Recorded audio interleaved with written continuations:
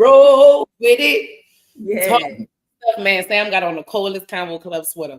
I'm sick of Sam. I am sick of Sam. Sam too. I've been sick of Sam. Don't be sick of me, man. Don't be sick of me. Right. That's hate. That's hate. That's hater talk. Right? Hate. That's what it sounds like. Definitely hating on you tonight. Well, tonight we will be talking about hate. To get us started, I am your host, Kia Hospital, with my fellow co-hosts, Jew Pop, Good Street Sam, Naturally Neek, Trey with the Convo, and we are the Conveaux Club. Y'all missed us? Because we missed y'all. The intro fire on RJ every time and hits every time. Shout out to Abstract Film. Okay, what that boy had in that bag, Trey. The people know what you had in your bag, Trey. There you go. Shit, it was us. We was in that motherfucking bag. Been in our duffy 2 years straight. You know what I mean? I'm back. Man, Trey, why you look like a ghost? Right. Man, because I'm going to pick up TJ from the football game. I'm used to them games on Wednesday. That nigga put Holy it back. Spirit. What? Like you driving a car right now? I'm driving the fucking car. In the building. You should have kept the brick. It sounds like you hating, son. It sounds like you hating. I'm sorry, man. I ain't no hater. Man. I ain't no hater for sure. You should have kept that brick wall, man. I don't know about this one. Oh man. You know what? You right. I wasn't even supposed to be turning the camera on, son. You look like you ever seen that movie? What's that movie when Bill Cosby had died? Oh, you talking about Ghost Dad? That thing like Ghost Dad. RJ. Y'all, so tonight, speaking of the intro, all of y'all saying the intro is fire. The Conveaux Club could not be the Conveaux Club, and we cannot have this live stream podcast without, the one and only, our producer, Miss Kia False Abstract Film, Kia. Yeah. You know the vibes. She is the Uncle Pete of Conveaux Club, but she does major work for us. So we love you, Kia. And Cole is on the go right now, and she'll be with us later, y'all. But we are so happy to be back for a fresh episode. And tonight, since we're talking about hate, you know what I mean? Tonight's episode is about the hate trope, upholding wrongdoing. That's our first topic. So when people come down to hate, some people got their own definition about what hate is, this and that. But is it really hate, or is it really just the truth that you just don't want to hear? So we're going to talk about that tonight. And our first subtopic is upholding wrongdoing, okay? If you're doing something wrong with me, right is right and wrong is wrong. I've never been a yes man, won't be a yes man, even if you my partner. Nick is one of my best friends. If she doing something wrong, I'm going to be like, you dirty low down. You know you wrong for that. I will want the same in return. I don't want no yes around me because I feel like if you a yes man, then you really not trying to make sure or hold me accountable, let alone give me the self-awareness to want to hold my own self accountable for something I'm doing. So I don't uphold no wrongdoing. You could be my mom. I'm gonna tell you you're dirty low down for that. You're wrong. So what's your take on upholding wrongdoing? So I wanted to ask a question to everybody first of all. Yeah. What's your definition of a hater? Man, that's exactly what I want to know. A hater. I feel like a hater is just somebody like you always got something to say. It's like it's not. It's never a clear. Like I done asked a bunch of people this question, and it's never a clear answer. I think if you going out your way, emphasis on out your way. You know what I'm saying? If you going out your way to down talk somebody or stop something that they got going, then I consider that hating. You know what I'm saying? So I googled it. So the definition of a hater is a person who greatly dislikes a specific person or thing. That's the Webster edition. Why I'm about to go on Urban Dictionary? You got to go on Urban Dictionary. I just googled it. You know what I'm saying? Let me see what they. I agree. I agree. Like you could just not like something, but going out your way to like show that you don't like it, or you know what I'm saying? I think that makes you a hater. You could dislike stuff, but like Sam said, when you go out your way, like call and report, like report people's statuses on Facebook and shit like that, I think that's like hater stuff. Yeah, just keep scrolling. You could just keep scrolling. Don't like it, act like you didn't see it. So Urban Dictionary say a hater is a person that simply cannot be happy for another person's success. So rather than be happy, they make it a point to exposing a flaw in that person. Hating, the result of being a hater is not exactly jealousy. The hater doesn't really want to be the person he or she hates. Rather, the hater wants to knock someone else down a notch. That's what Urban Dictionary say. Used in a sentence, Jane, if he's doing so well, why the fuck does he drive that 89 Taurus? A black person definitely wrote that definition. Yeah, it's just I agree with y'all. It's somebody who just got a one up on you and they just go out their way to do something. That's like calling, like if I wanted food stamps and they know I can't get food stamps for real, and you find out I get food stamps, you call the food stamp office. Hey, look. Right. Yeah, take the food out my mouth. They had a lot of hating going on for COVID. People was calling on other people that was still working. Like, what is it to you? The PPP hate was real. Hate was crazy. Yeah, like nigga, if you were scared to do it. Hey, look, I was definitely hating on that. I should have went with my move for real. I should have. Ain't nobody in jail. Nobody is in jail. Right. Now you just feel stupid. He done came up out that PPP money. I'm hating. I ain't lying. I'm hating on you. If you got that 100,000, I'm hating. It is what it is. But back on the topic, I'm definitely for holding people accountable. Like that's why I like my circle small, my friends are limited, because I'm not about to let you do anything around me that can hinder you or hinder us without telling you about it. You know what I'm saying? And look, if I tell you about it, some people don't take that shit well. You know what I'm saying? If I tell you about it and we clash heads and it's harsh, I have no problem parting ways with you. You know what I'm saying? Because I feel like when I do tell you something, I put thought into it. I've analyzed the situation. It's not just like off of one action or something, you know what I'm saying? So I feel like I put a lot of thought into it before I come to you and tell you about it. So it's just how you take it. If you don't take it well, then it's just somebody I don't want around, you know. So when it comes to upholding wrongdoing, now look, there is a limit, of course, but I mean, if you're doing wrong, bro, you just gotta have a proper expectation of what the outcomes are. Like, don't forget you're doing wrong, basically. Like, they got people out here that, they got to do what they got to do. You might be hustling, like, essentially, in a nutshell, that's wrong, but you might have to feed your family. So just understand that you probably will go to jail. You probably might get robbed. You might get shot. Like, that all comes with it. You know what I'm saying? Don't be saying, oh, man, nigga told on me. Like, hey, bro, that's part of the game. You knew. And don't get caught and be like, man, I got kids. Right. Like, nigga, you had kids before you did that. Nigga, say I'm trying to feed my family. Like, you know what you're doing. Don't get caught, go in that room and be like, man, I got kids. Like, Yeah, because I got a different sense for right and wrong. Like, look, it's right to some, it's wrong to some.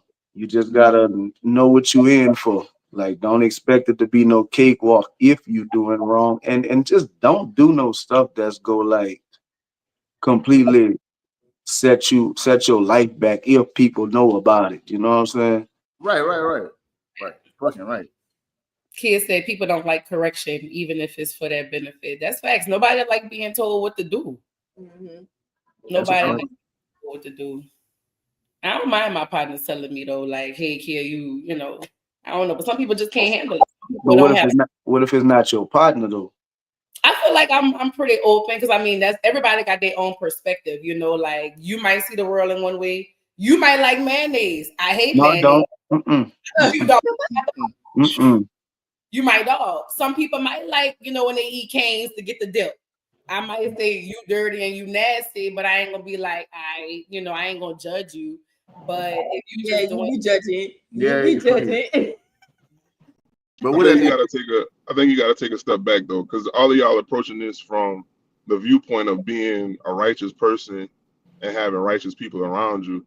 Most people who can't take accountability or take any correction, they're not used to being around righteous folks. So you do your dirt, I'm gonna do mine.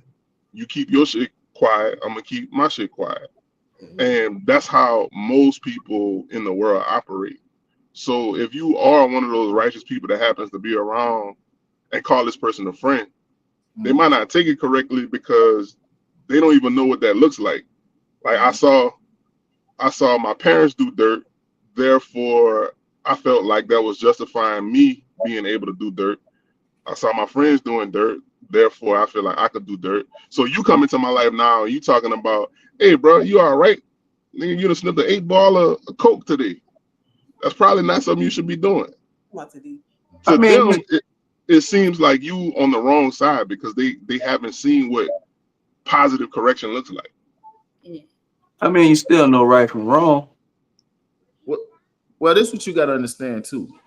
Most people gonna surround themselves with people that's like them. You know what I'm saying? So even the critique or even anything you telling them, they don't have no problem parting ways with you and going find 5 other cokeheads. Right. This nigga don't start coke, I'm gonna just go give me some cokehead friends. You know what I'm saying? That's how most people operate. Most people have their circle is not people that's just like them.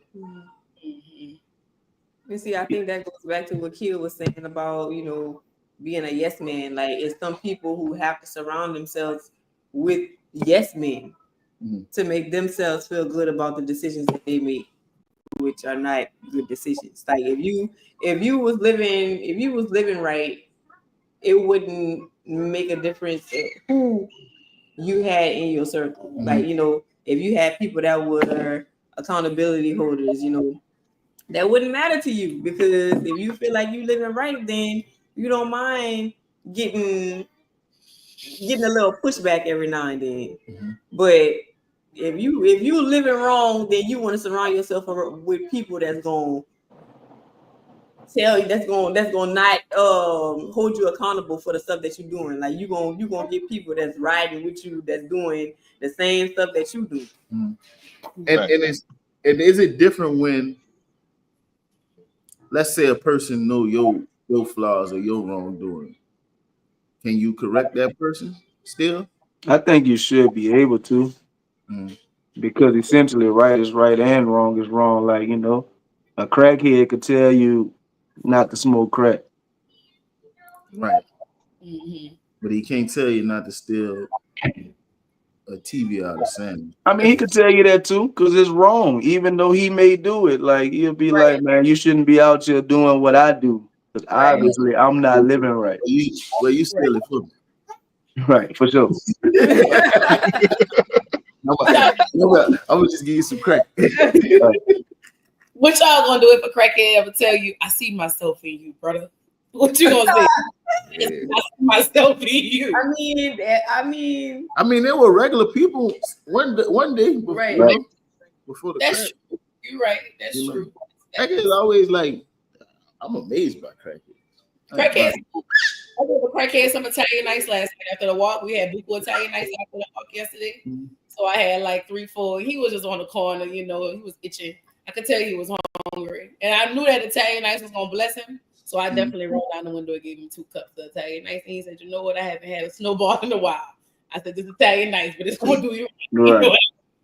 And does the critique have to come from like Sam said, what if it's not somebody in your circle? What if I just see you doing something wrong? I don't know you from a can of paint. Mm-hmm. And I tell you, hey man, that's wrong. You doing that bad. Like, I'm a teacher. I don't know every single school and every single child in the school. And if I see something going down, hey, look, you need to stop that. That wasn't right. It's all about how you take it. I would be open to it because, I'm somebody, I ain't gonna say I'm against criticism at all. I'm open to everybody's perspective because, everybody just have a different perspective. Like y'all said, some people think it's cool, some people think it's not. So I would be open, good or bad. I'm open to different perspectives. But a lot of does the delivery matter? If I be like, bitch, you for me, for sure. Definitely.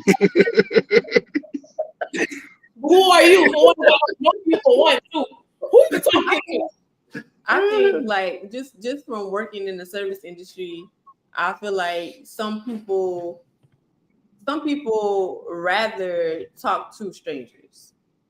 Mm-hmm. Because like if you talk to somebody that you can get some biased feedback, or you risk them going back and telling people your business, or like I think whenever you talk to a stranger, you don't have to worry about that because they don't know your friends, they don't know your family, they don't know the people that you talk to. So you feel more comfortable talking to that person because you don't have to worry about it coming back up. Hey man, a stranger go and tell their friends too. But they don't know you. Like, I'm just saying like a completely different group of people, like these people not even in your Facebook algorithm. You don't even see these people on social media. Yeah, so, but it's I'm talking about that type of stranger, like, like for instance, like I'm working, I was working at Sephora for a while. So like somebody come in Sephora, never saw this person a day of my life, and they just start running it or whatever. We start talking, like I don't know anybody that's affiliated with this person at all. So I can't go back and tell nobody. Or if I tell my people, it don't make a difference because they don't know them either, So I think like that's why like some people may feel more comfortable talking to strangers. Like I done had some people tell me some stuff, Yeah, but essentially that's letting more people know your business. Like it ain't like that stranger ain't going to tell his people when he go sit down and jokes, he gonna be like, man, this motherfucking girl I was talking to told me, yada yada yada. Like you still getting talked about. Like that person, you don't know that person don't know you. Like it's different whenever you're talking to a stranger compared to if you talking to somebody who y'all have like 10 other mutuals. I feel like that's different. Because all 10 of them mutuals gonna know. Right. Now everybody know. Now all 10 of them judging you. Looking at you funny at the barbecue. Right. I think the same thing happens. I get what you're saying. Because I was in Canada's, that was 2 days ago. And the girl was like, oh, that was you with the perfume on. I smell it. And she was like, yeah, I used to have an issue back in the day when I stunk real bad because I hadn't really, had parents that knew how to bathe me. So I had to kind of bathe myself and fend for myself. So I kind of stunk in school. She was a high schooler. And of course, I don't know her, but I was on the phone with one of my partners on FaceTime. And I was like, you heard that? But I don't know the girl to say, oh, yeah, Haley Miranda didn't wash her ass from 10 to 12. Right. So yeah, but now I know somebody that cannot stink. Now I know that. You know what I'm saying? I know that now. But it's just you. She used to stink, son. You don't know who it is. She used to stink. Yeah. She don't stink no more. For sure. I didn't delivered. Up until this point, you and the person you was on the phone with was the only 2 people that knew. And now the whole world knew. That's what I'm saying. We all knew. We all would have knew before this point. Like news would have traveled faster. Let me just say that. Now look, I do think it's a little bit extra. Like there's a little bit more of a comfort zone because you assume the people that may have the possibility to find out don't know you compared to your colleagues that you see all the time. But that's just a matter of time before a person go look up your page and know that what I'm saying, you're the person that uses Snap. I feel like you don't get that deep though with people that you don't know. But it could. Sam, It could. I ain't lying if I talk. They got haters out here. Remember? Right. Because look, you can see one person arguing because you like friends with them on Facebook and you see them arguing with somebody, then you go click on their page to see who that person is, so you can get the backstory of why they arguing.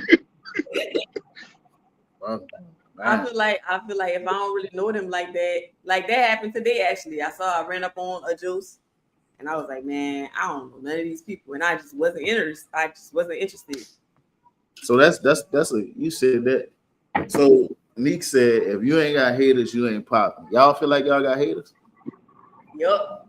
I ain't gonna lie. I feel like a lot of people. I think me personally, my perspective of myself, I think I'm the coolest person in the world.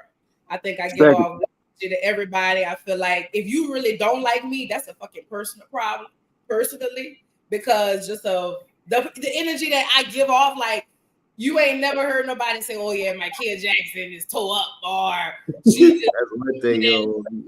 That's worse than being a hater, man. Toe up. Right. I don't know. I just feel like everybody got somebody out there, that somebody might not like me because of my charisma. Somebody might not like me because I could just walk into a crowd and meet 55 million people and just to click with them. And that's something they can't do. I feel like me personally, I don't give off the aura or the biofilm for you to hate me or not like me because I reciprocate what I want given back to me. So I'm not about to give out no weird energy. But I feel like everybody got a hater. And if you do got haters, then I guess you are popping, but even if you don't have a hater, that don't mean you ain't popping. No, I don't agree. Kia said not haters but competitors, which she really don't mind. I don't feel like I mean, I know maybe a couple people that hate me, but I don't feel like I really have haters, man. Like, I feel like if you don't like me, you don't like yourself. There's something wrong. It's something about you that you don't like. Right. You know what I'm saying? Because I ain't out here just doing the most, bashing people. Like, you see me when you see me. It's good energy when you see me. I don't care who you is. Right. You know what I'm saying? So, I mean, to not like me is to not like yourself. You gotta look in the mirror. I think it'll be a little foolish to believe that there are people out there that don't, there are people out there that dislike you for any reason. Now, it comes down to if you actually feel the hate or not. You know what I'm saying? If you secretly hate me, but when you see me, you shake my hand and you don't hate me. To me, you know what I'm saying? Right. Mm-hmm. Right. And niggas be doing that. I think number one, I feel like even people who not popping have haters. Right. Like a dude I went to school with really put it in perspective for me. So like this happened when I was like maybe 23, 24. I'm really on my Christian stuff, so I'm trying to be a good person. So this dude I went to school with was going through some stuff, so I go to help him out. So I help him out or whatever. During the process, him and I got to talking. He was like, "Man, I couldn't stand you in school." Mind you, I've been knowing this dude since like first grade. And it was always smoke between us. No matter what was going on, we always had issues.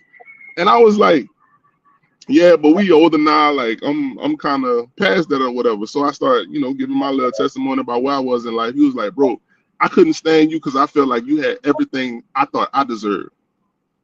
I ain't had shit going on. Fuck, both of us from the hood. You know what I'm saying? Like, just simple stuff that he thought every child deserved. He saw it in me. And it was just like, we never had no issue. Like, we never had no fight or nothing to cause him to like feel that way. It was just because I represented something he felt that he deserved in life. Right. And that kind of put it in perspective for me. Like, you ain't even really got to be doing that. You could just be existing. And somebody might not like you. Yeah, the hate is based off perception. Like, in my adult life, my friends have like let me know that throughout our childhood, like they thought me and Drew was rich just because we had a 2-story house. You know what I'm saying? So Facts. it's perception. If they perceive it that way, then yeah, you know, you could be liked for it or disliked for it. You know, no nigga used to be watching Static sometimes. For real. You ever watch Static? Static Shock. No, static. Like trying to watch Cinemax, but you only got like half the channel. Oh, I never. Damn. We don't know nothing about no cable box. You don't know nothing about the little black box. Y'all not gonna do this with me tonight. First, y'all Y'all know she a baby. what his name is, y'all. If y'all watching, y'all know who Tone Loc is. What about Yeah, they know who that is. Yeah, everybody on here. Oh, calling me a baby because I don't know who Tone Loc is? I'm sorry, I don't know who the Loc man is. RJ said, I think that hater traits get passed down in the household. Ooh, Was that's a raised word. by if you was raised by him, you're gonna be a hater. Oh, that's a fact. Kanye said that. Kanye said that hater niggas marry hater bitches and have hater kids. That's a Man, fact. that's wow. That's wild. Yeah, I wasn't raised by no haters. So it's like, I wasn't raised by haters. so is the formula like hate plus hate equals a hater? Hate What if square one, plus hate square equals hate square. so what if one is a hater and one not a hater? What you mean? Do that. We gotta do the square root of that hater and see what Oh, you the get. square root of the hate. All right. So you have hate plus hate equals hater. Like the mama hated the daddy hater, the kid gonna be a hater. What if the mama hated the daddy not a hater? Oh, you're talking from a 2-parent household. Yeah. Right, for real. That yeah, you already in a different league. Right. Most people ain't had it. Yeah. You know, I don't know, man. But that's my take on haters, man. I like you said, it'd be naive to think that nobody hates you, but I don't feel it. I don't feel it. Yeah, I don't. It's always love when people see me. Like, I don't know. Like, it ain't no. And I don't even know what I'd do if I was out somewhere and nigga be like, man, I hate you, nigga. I laugh at him. Right. I was like, I probably bust all that. And they hate me more. right. I don't think it'd be that dramatic. I think it'd just be like sly remarks, comments. Right. Yeah, like who that nigga think he is? gatekeeping. That's a hater. That's a hater comment. And look, Yeah, that's like, me right now. That I is think crime. that occurs more often than not. And depending on the environment you grew up, like y'all mentioned parents, but think about friend groups. Like it got a lot of people, they joke with their friends, but they hate us to their own friends. that slick side hate. Slick shit. Slick side hate. That slick slide shit. That slick slide shit is hating. Oh, you do your little reporter shit, huh? Right. So that's what I'm saying. So like being in an environment like that, you're not even knowing when is legitimate positive reinforcement or is like correction, because you've been around haters your whole life. You've been around people that only speak a certain way. Miss O'Chill said, when people realize who they are and the power they possess, what someone else has or does will be the least of worries. Everything is attainable. It's just how bad you want it. Some want it better than others, and that's when the hate come in. We all got the same 24 hours. You can't get mad at me because I'm doing what you want to do. We got the same 24. We could be putting it in together. Well, separately, but you could be putting it in how I'm putting it in. You feel me? I agree. Yeah, I don't feel like I was raised around haters. Like I feel like I was blessed enough to be raised around stand-up individuals, you know, male and female. Now, of course, you know, you got more gossiping from the females, but it was never from just a straight up like hating perspective in my eyes. And even with that, like we was kind of raised like men don't gossip. Right. Like when the women start gossiping or whatever, like my dad would be like, man, y'all go outside. Y'all get out there. You know what I'm saying? So that's why I don't really partake in that. And I really feel like men not supposed to gossip. Dame Dash. We all know that's not true. Niggas love to gossip. I said we all know that's not true. Niggas love to gossip. Yeah, I know, man, but I just don't feel like, that's not like a manly trait to me, But that's how I was raised. Yeah. So I don't know. I Speaking think that kind of reverberates to what So Chill is saying, like about power. Whatever that means. Like I think anyone who feels they lack power uses gossip as a way to cope with not having power. But that, once again, that's about perspective. So if your perspective is you lack it, then I gotta create power by, hoarding information or creating information. Why are you stomping on your bed? what is gossip? So gossip, that's like Talking about people. yeah. So I mean, but you're talking. I mean, it's talking about them in a negative light, right? Because I mean, if we start talking about some positive shit, that's not gossip, right? No. Nah, I think gossip is just an unconfirmed story. So it could be something good. Like, man, I heard your daddy got hit by an 18 wheeler and y'all got $30 million. Nigga, that ain't that good. That's not that Sound like a blessing to me. Yeah, if you ain't get hit by the 18 wheeler. Man, that boy about to get paid. Man, nigga about to get paid. Cam Clark said, I feel like with friend, Then K Blake the move, man. That boy about to get paid. Cam said, I feel like with friend groups, if one person tell his partner about himself, as every friend should, that's when the other feel like they be hating on them, but it's really not them taking accountability. I think that's the root of hating. People be jealous of your 24 hours and they got the same 24. It's all about how you execute your day. Well, Sam, you had made a good concept about the when somebody bring you an idea, you know what I'm saying? Like what you had said, you can't disagree with them the first time.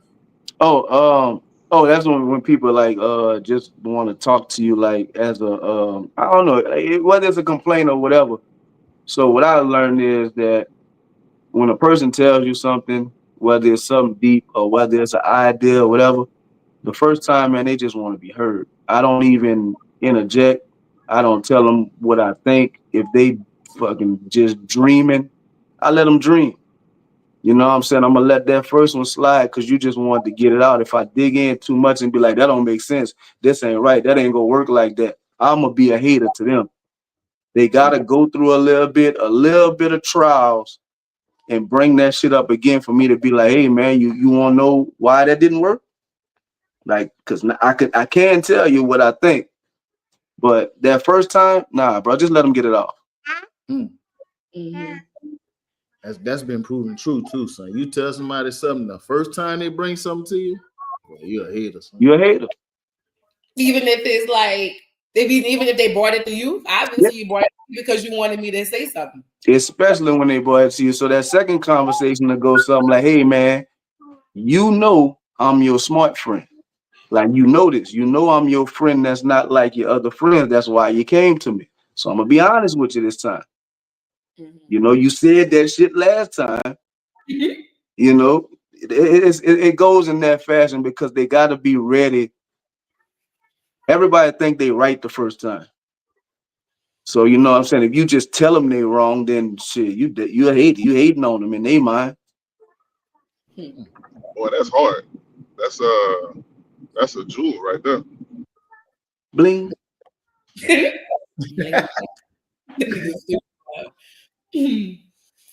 So talking about hating and talking about parents and children and households.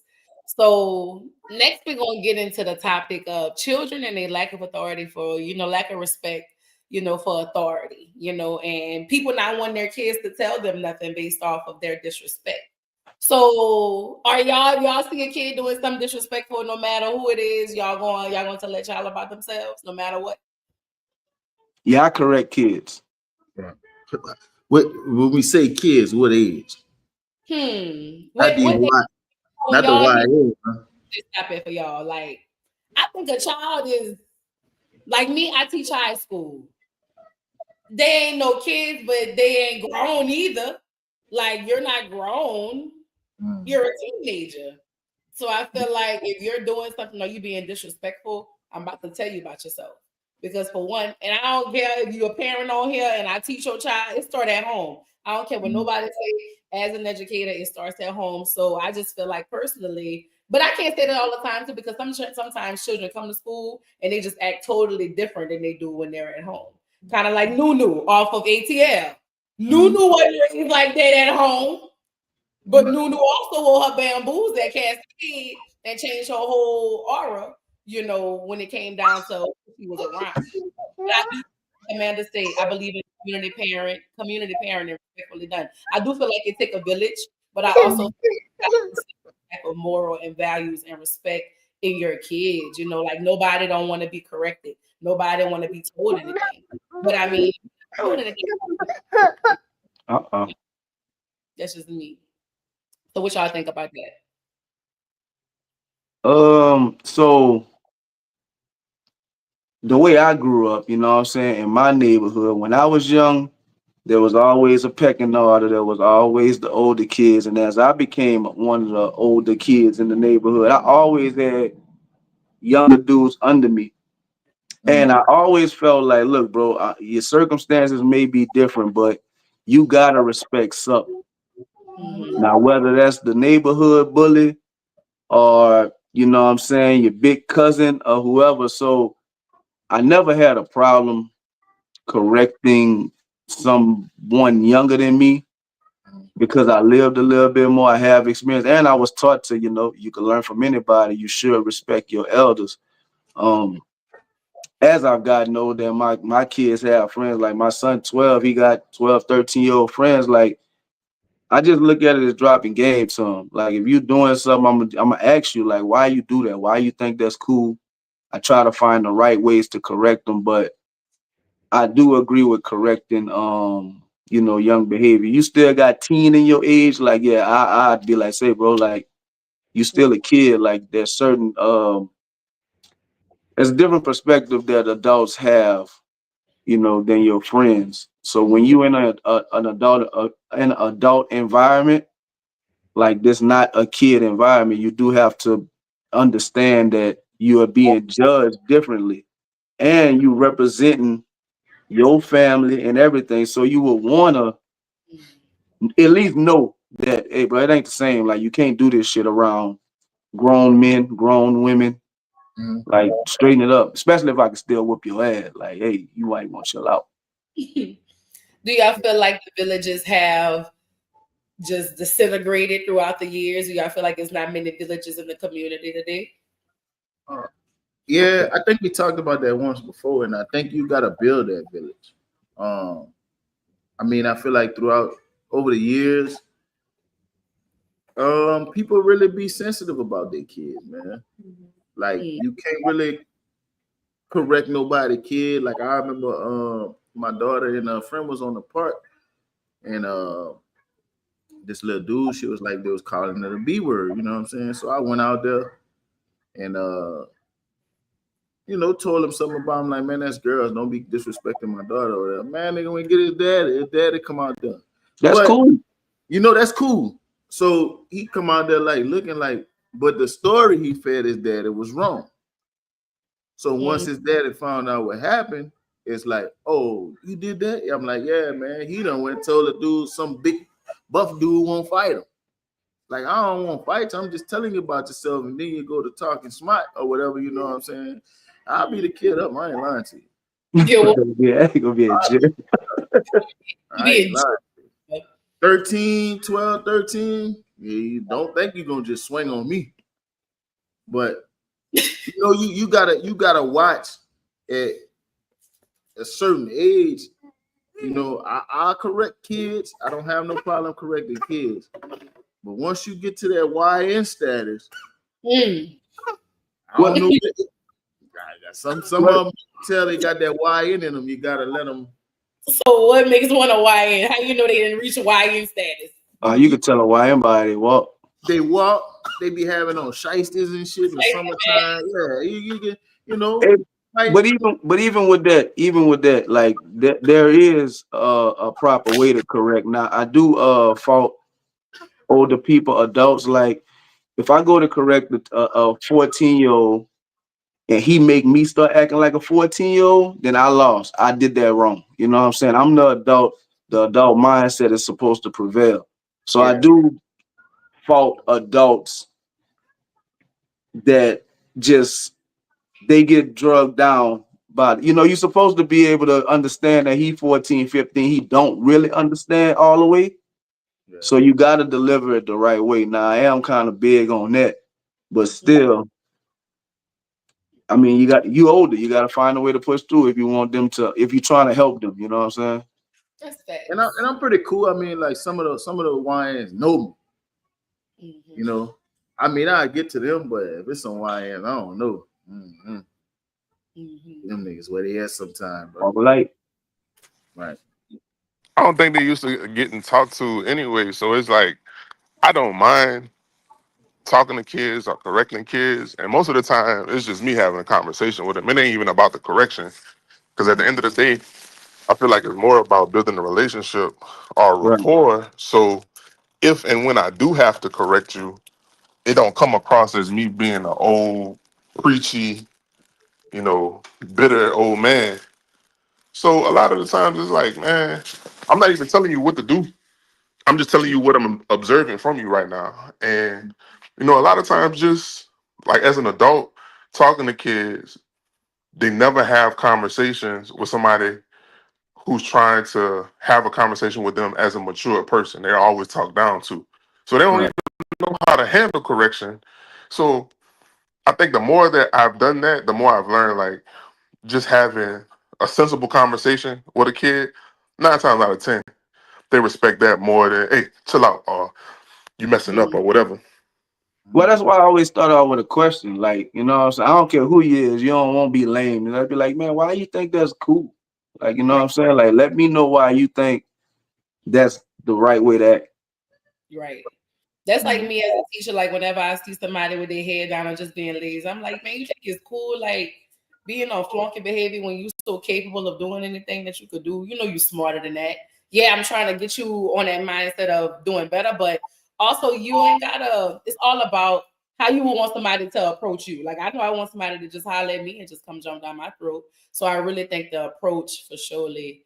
I saw Cam ask me a question earlier as a fellow teacher. How do you decide to let a child sink or swim whenever they being disrespectful? Yeah, he said, as a fellow school employee, we see kids who just don't care. When do you decide to let them sink or swim? Letting them sink is the hardest thing. I don't think I've ever let a child sink. I think I've kind of tried every measure, like going to my administrators, like, hey, even, student services, our counselors, like, hey, can you pull this kid in? Because sometimes kids really be going through stuff, like I teach at Ellender. So a lot of the kids are different than, the norm. Like they got to raise their little brothers and sisters. They got to get their little brothers and sisters ready early in the morning while trying to eat breakfast, while trying to get themselves together. So they may be having just a rough, morning. So I try to be, just considerate, show some empathy, but also it comes a point where like, if you blatantly just don't care, how can I continue to push you? If you telling me, like, for example, a student he recently dropped, he was being very, very, like, he wasn't disrespectful. He just was lazy. And as a pet peeve, I got like 3 pet peeves as a teacher. Talking while I'm teaching, not doing no work, just being blatantly lazy, and just being disrespectful towards others in my class. And he was one of those. He was very respectful, very cool, but he didn't want to do no work. And he told me, he was like, look, Ms. Jackson, I'm gonna let you know, like, I'm about to drop school, like I'm about to drop out, I'm about to turn 18. So I really don't have a reason on being here, So when it comes down to things like that, you kind of got to understand like what's going on with them. But if it's just somebody who like a freshman, you know what I mean? Like, we got to go talk to somebody to see. So I'll never let them sink for sure. But I try to let them swim, be with the water sometimes. And I can't really hear. Hey, Rashad say facts tree. That's what I mean about directing instead of correcting. And that's good, bro. I like, you gotta approach him respectfully. And we can get that courtesy. You know what I'm saying? Like whenever you get corrected in the neighborhood, that's at least 3 whoopings.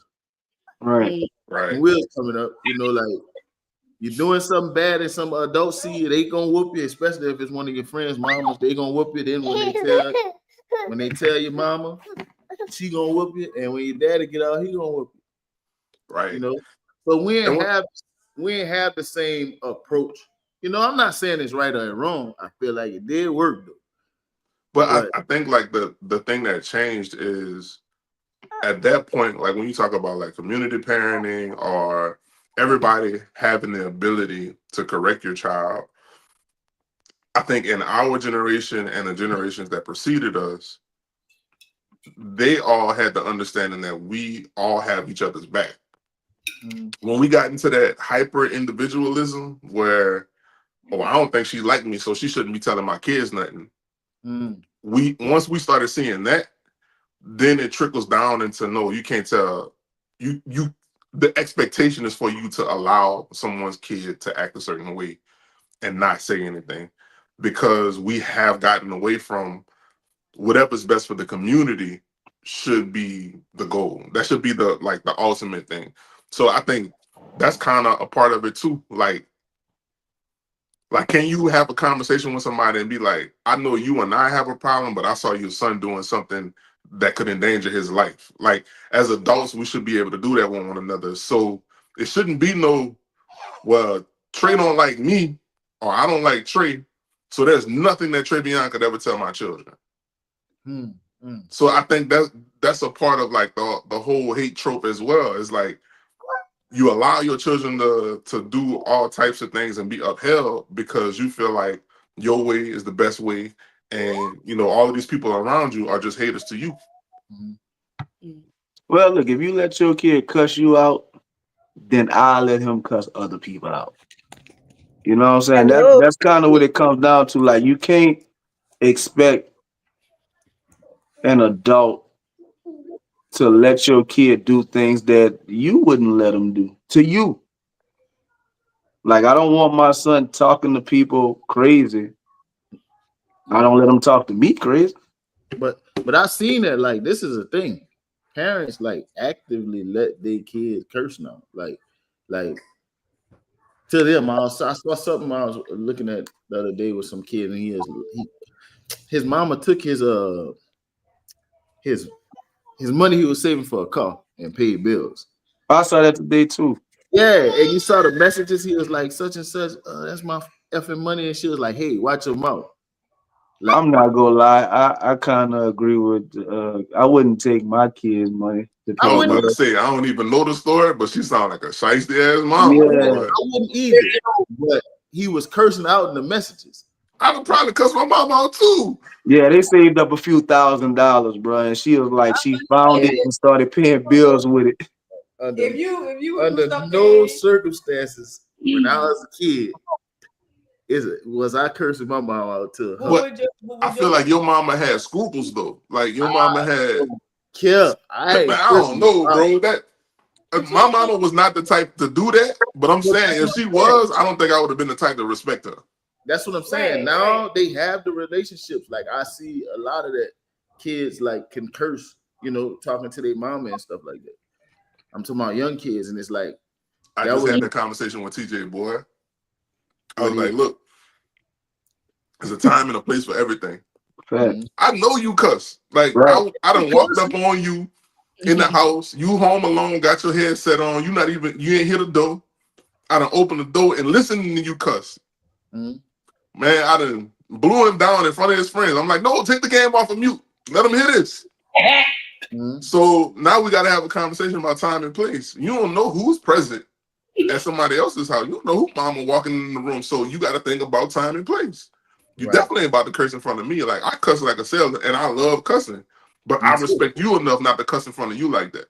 Right. Hey, cussing is a grown folks thing, bro. Like, that's one of the only good things about being an adult. That's the only thing. Like, I don't like paying bills. I don't like being responsible. But I'm gonna cuss because I'm grown. And if you ain't grown, you ain't earned that yet. I love it. It'd be funny when kids cussing. I'd be like, y'all cuss in front of your mama like this? Yeah. Shit, I be cussing. Hey, me either, Rashad, son. I still don't curse from my mom, but not like that. I ain't gonna lie. If I'm really, really upset, and mama, if you're watching my podcast, I love you, best mom in the world. If I'm adding a curse word slip, I always apologize. Mom, I'm sorry. I'm sorry, mom. I'm sorry. But I'm mad. But as far as me just cussing in front of my mama, I kind of feel bad when I do that. I'll go a little hard because that's one of the things in my family. Once you graduate to adult, you can cuss. Right. That's just one of the things you could cuss. But you like, can't cuss. You can't cuss out. Like there's a oh difference no, I between can't cursing cuss and cursing out. Cursing No, out You is ain't cussing nobody out. you gonna have to be on the floor. Yeah, You know, I still think my mama put them on me if I cuss her out. She gonna do something. What cuss words come from? And he deemed them cuss words, and who deemed them cuss words? I don't know. Because who decided that certain words was gonna be cuss words? Who really did though? That is a good question. Y'all won't get deep or y'all won't get deep? Right, I because mean, that get deep. I want to know me. Because curses are actually curses. They spawn from curses. So if my words are a spell, I have issue with you, I'm a hater, I can curse you in the same way. That gets really deep. It's not just calling somebody a motherfucker. It's levels to it. If you understand the spiritual implications, I'll just put it that way. So is cussing the same thing, or is cussing the black version? Yeah, cussing and cursing is the same thing. Okay, because we say cuss. Some people say cuss. So it's a little different. The military men that came on. Hello, how y'all doing tonight? What's up? What's up? That wasn't me, huh? Amanda must be new. I knew the answer to that. No, Y'all heard that call? A call came through on my MacBook. My bad. Yeah, we heard. My bad, brother. That was Devon calling. Yeah, that's a fact. Treg said we have to learn to celebrate the children in the community before we try to discipline and correct them. I agree with that wholeheartedly. Building that rapport with kids, especially when they're young. I don't know what it's about. Just getting a compliment from somebody outside of your household. It almost is like, you my mama or you my daddy, you supposed to say that. But when somebody who's outside the household be like, oh man, that was a great game you had. Or man, I saw you speak at such and such. Man, I really like the way you talk. Like that means like 1,000 times more than when your parents said. So like when you do like lift them kids up, it's like, oh, I respect him. I respect, his opinion because he sees something in me that I don't see in myself. Like I really agree with that. Trey got a huge point with that one. And I think it's about how like how active you are. Like if these young kids all the way to YNs, like if they see you in the community, if they've seen you, it is a little bit easier to correct them. Like if you just a stranger, then good luck.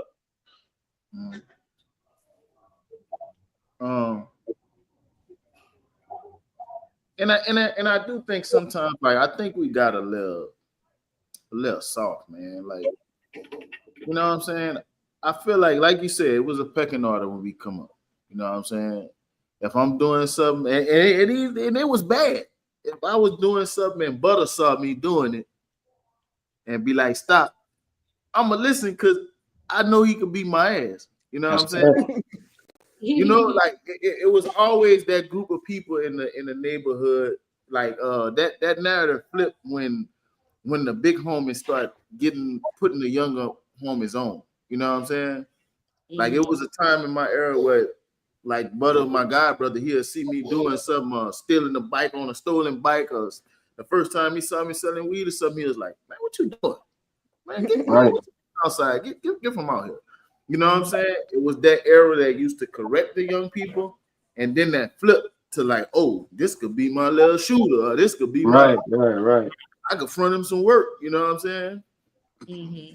Do y'all think people be outside like that in the community today to still do that, or y'all think OGs ain't really like that? Like outside? Nah, they do have them, but you gotta understand, man. Everybody got guns too, so it's like, hey, you ain't go beat them up.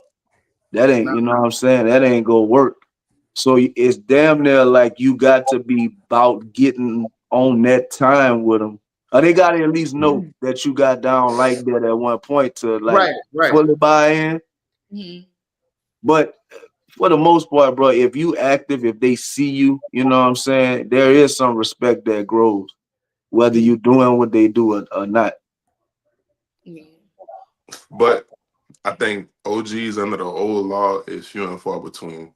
I think you got more OGs who are turning out young kids, putting them on dope, putting them in positions to either take a life or lose their life. Mm-hmm. I think that's more prevalent now. Like when you see how certain people that's 40 years old who still in the streets move, they're not moving under the old law. Like they're not even talking about the same things that I'm gonna say the generation before them, people who would probably be like 50, maybe 60, 55. I would say that would be like the last of the real OGs. Like you got a few men in the streets that move like men, but for the majority of these dudes, like I don't respect none of that shit. Yeah, bro. That narrative flip, and it just like that shit kind of. That's what turned them YNs up like that. My OG gonna put me on like, man, nah, man. They used to be like, man, what you doing? Get from out here. So Cam said to the topic of OGs, y'all feel like the youth damn near fear you to respect you? That's a slippery slope. If they I don't know. fear you too much, then you know what I'm saying you Yeah. damn near a target. I don't think as an OG, young boy should be your favorite rapper. Like if that's your mentality, like you really own some other shit. Man, if you over 35 and you going to that concert, God bless you. Well, and I don't think fear is a proper representation of respect. That's fake respect to me.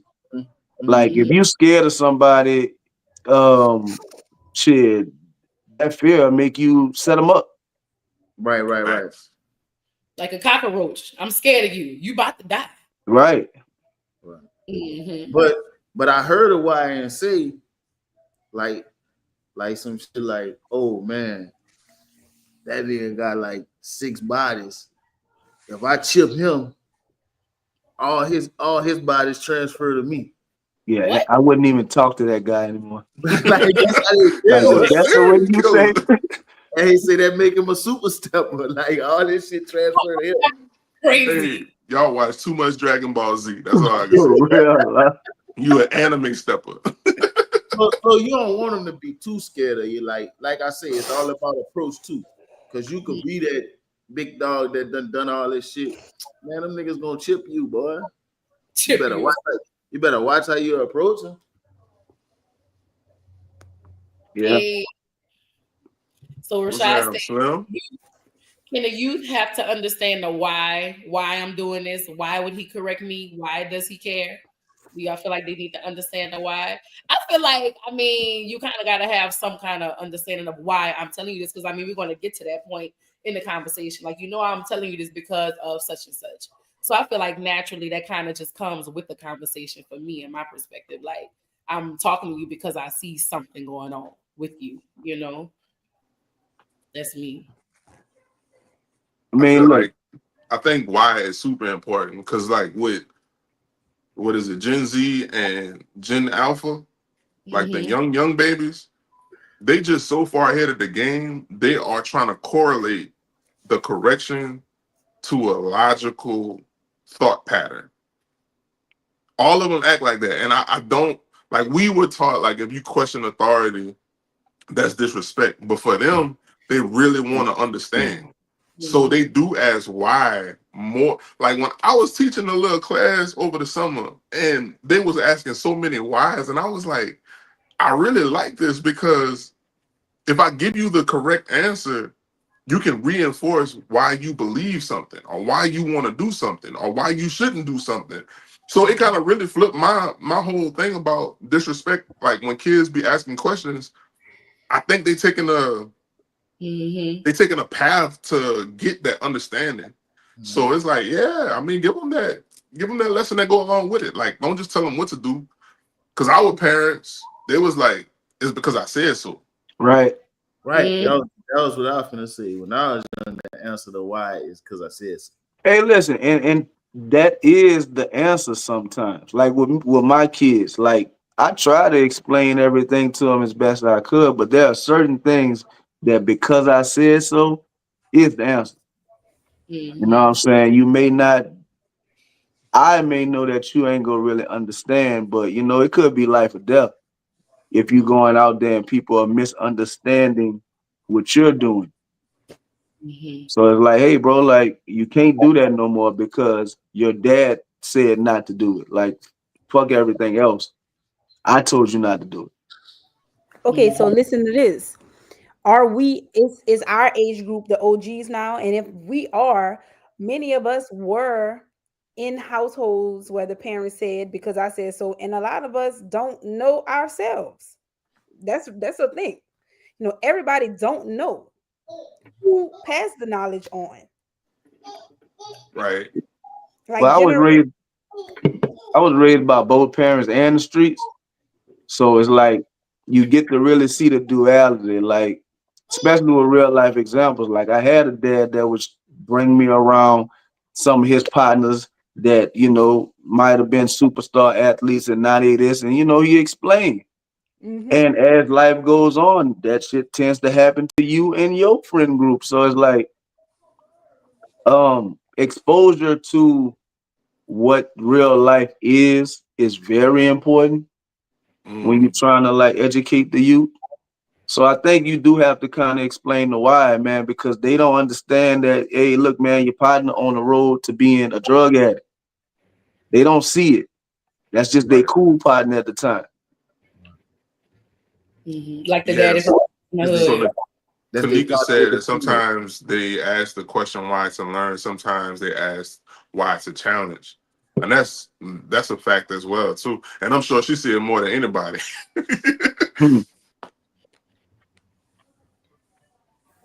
I'm not opposed to being challenged by a kid. I feel like I could win that. I don't know. Sometimes it's not about winning it. Like it's about a perspective swap. You know Well, what I'm that's saying? what I mean by winning. Yeah. Because sometimes you learn from it. Yeah. Like I don't know. Our parents might have thought like you don't know like we came up like I said so. You don't know that. Just wait and see. And I ain't gonna lie, all them little life parables they used to tell us, oh, just wait and see. You know what I'm saying? Just live a little longer. You're gonna see all that shit end up being working its way out to come to fruition, but it's like they don't really put no explanation behind it. Yeah, that's a half-ass answer to me because if I gotta wait to see, that means when it do happen, I ain't gonna know what to do. So you didn't explain it all the way. Just gotta go through it. And that's what I try not to do. Like if I'm gonna tell you, like they got younger guys I work with, you know what I'm saying? Dude might be 19, 20, and I'm just like, hey man, when you get older, you not go think that same way. Right. You know what I'm saying? And I could go deeper, but sometimes that conversation might have to start out with, just wait and see a little bit. But waiting and seeing don't tell you how to deal with it when you are going through it. Yeah, they tell you all kind of stuff. The game don't change, the players do. That's true shit. That's a fact. But what it mean? Like what should I be looking out for? I don't know. I kind of always give people like you can do it that way, but know that this could be a scenario that could happen if you do it this way.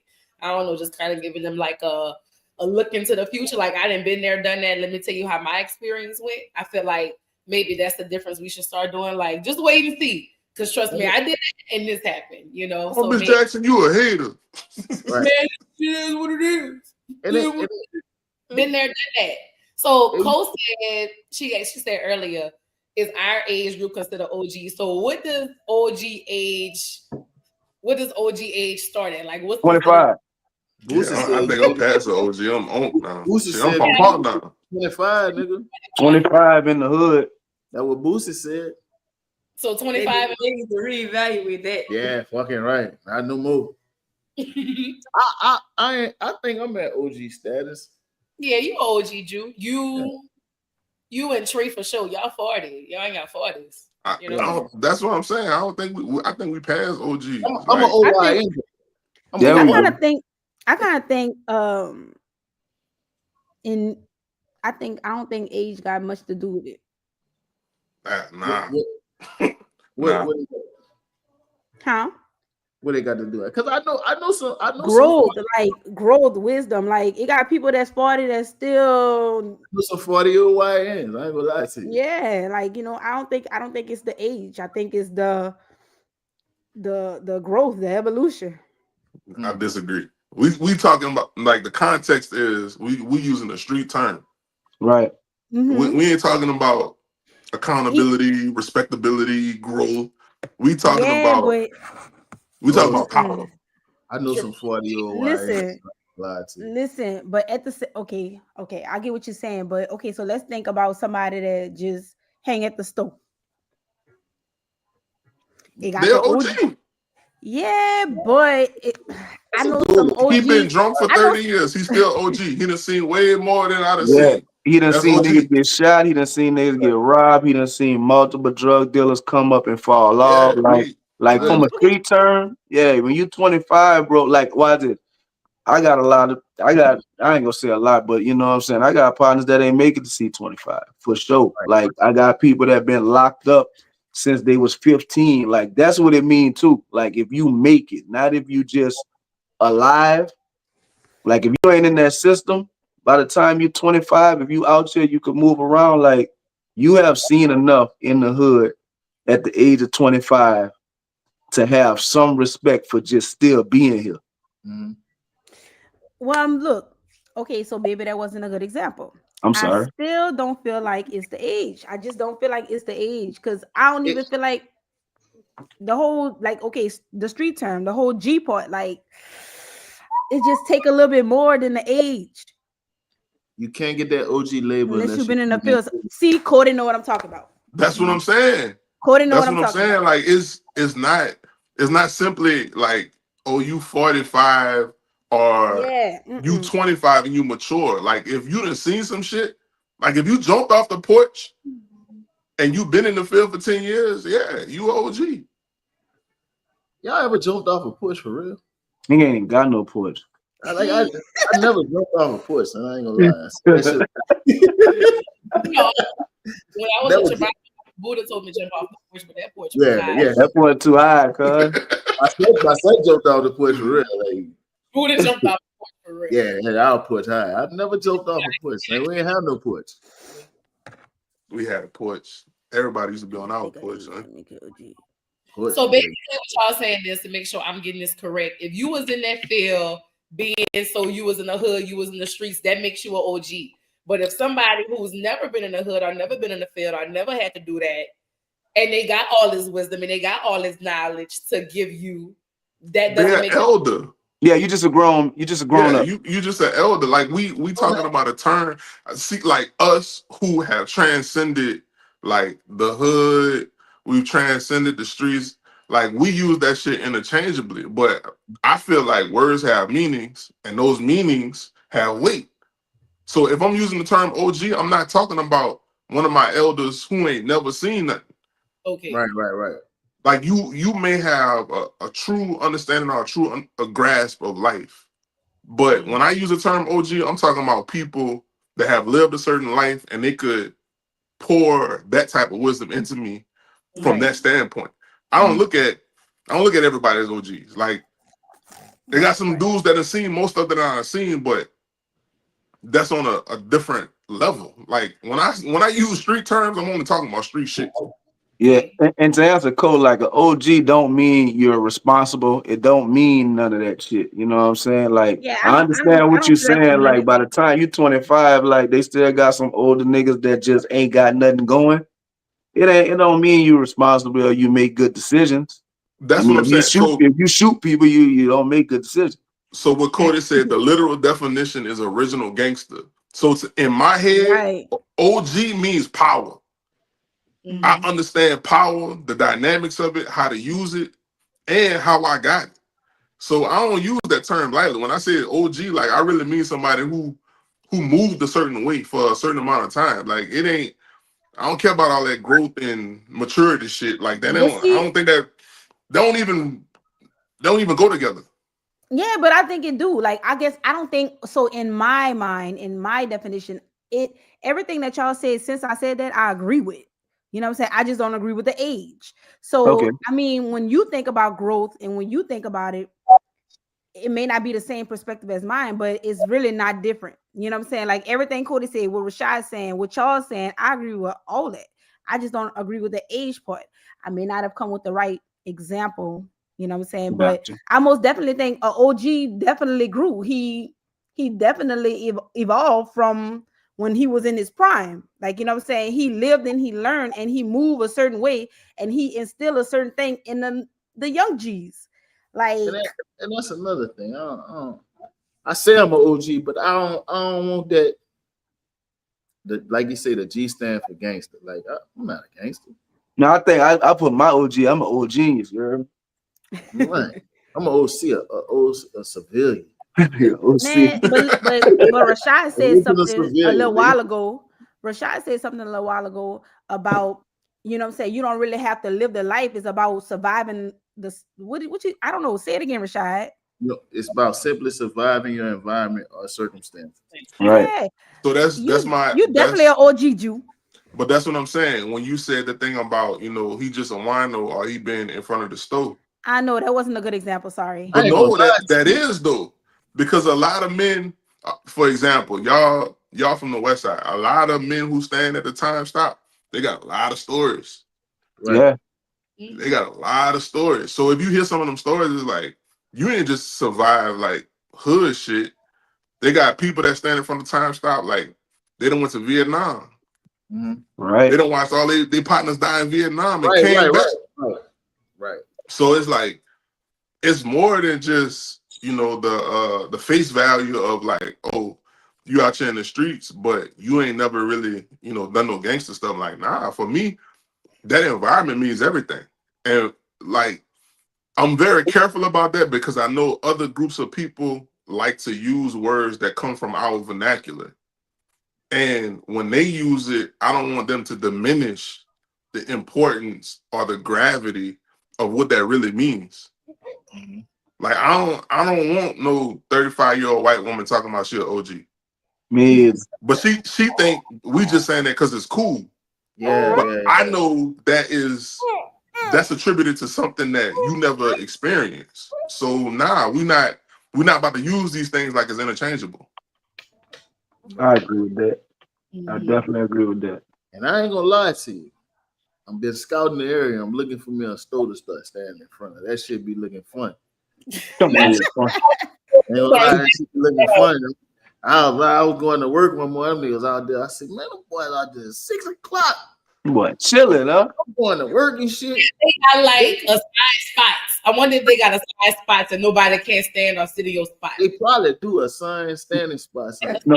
Standing spot, So look, standing in front of a store, being at a convenience store is a Louisiana thing, right? It don't matter if you go to Bird, they got a group of dudes that's gonna be at that store every day. That's a fact. That is a fact. And they drink coffee all day. That is a fact. I see them every morning. That is a fact. Somebody said on the first. That is a fact. And they OG and essentially, So I mean, even though they didn't grow, I mean they grew up in some type of hood, like their colleagues and people under them consider them the OGs. Like they've been out here forever. They know everybody. They probably built these streets, like for real. Like it's like Rashad said, it's like surviving the environment, man. Like you think you done been out there in the environment for 25 years. Like we all know people that was gone too soon. Like 25 years end up being a long time. That's a life sentence. I gotta see. You think that corner store is like on Louisiana thing? It is. Somebody told Slim that when he dropped his album Gassed Up, they were like, boy, ain't nothing like a nigga from Louisiana in the gas station. Like real talk. You can get chicken at 3 a.m. for sure. I'm gonna have to dig into that. Now that don't get no 3 a.m. chicken. It's not fresh. I don't know where you go. It definitely could. You get a link of Boudin, man. Ain't no Boudin. Gas station Boudin is crazy. Gas station Boudin is a wild magnolia tree. How? Y'all must ain't never been to Blake's. Y'all ain't never been to Billy's then. Sometimes or the best stop. Billy's, I don't consider Billy's like a gas station. It got gas pumps there. They say gas. Billy's. It ain't like No. Look, it got that. Look, it just got a because you gas got a whole station. meat market in the store, it don't negate the fact that you sell gas. Yeah. If Burger King start selling gas, it's a gas station. No. Stupid, bro. Grow up. All right, y'all. So our last topic is believing legitimate critique is hating. So, do y'all believe that people who legitimately critique you is hating? We kind of talked about this earlier whenever we introduced the topic. I feel like people will just tell you right is right, wrong is wrong. If you gotta, even if you give me your opinion, that's your opinion. And I feel like as adults, sometimes people don't know how to agree to disagree. I don't gotta agree with what you're saying, but I mean that's just your opinion. Like it don't gotta be an argument, but we can agree to disagree. If you think that I'm not a cool reporter, then that's cool because I think I'm the coolest reporter on the block. But that's your opinion. Like, thank you, Cole. It's real organic, so please don't panic. You might say, yeah, man, she cool. Sheba Turk better than her. That's cool because I look up to Sheba Turk. Sheba Turk is one of my partners. You know what I mean? But I'm not about to say, all right, you're wrong for feeling how you feel. We just agree to disagree. That's how I feel as an adult. Cat knees, nigga. Y'all ain't never ate that cat knees. Shout out to Birdies, boy. Hey, Birdies on Bayou Blue is the plug right now, boy. I think the critique, it all depends on, like we said earlier, of course, the delivery. And with me, it's like if you're going to criticize me, then just please be able to explain yourself. Like that's all. Like just let me know why. Don't just be like, nigga, you lame. Like why you think I'm lame, son? Like what did I do? Like I ain't saying I might have did something lame in your eyes, or maybe it's just a misunderstanding. So if you go critique somebody, like have more than just one comment that start to sound like you hating. How you hate? So Kia comment, our culture Because you believes lame. that people with status are above reproach. That's how niggas be, man. You lame. How I'm lame? Because you lame. That's what. That's how. Hey. I'm at the age, man. Like I said, delivery is everything. But I'm at the age, like I noticed, my dad would just tell you shit like straight up. What age you got to be able to just tell people what's on your mind? Like, I think it's 50. I think it's 51. No filter. My daddy like to see some of our family members be like, damn, girl, you getting fat.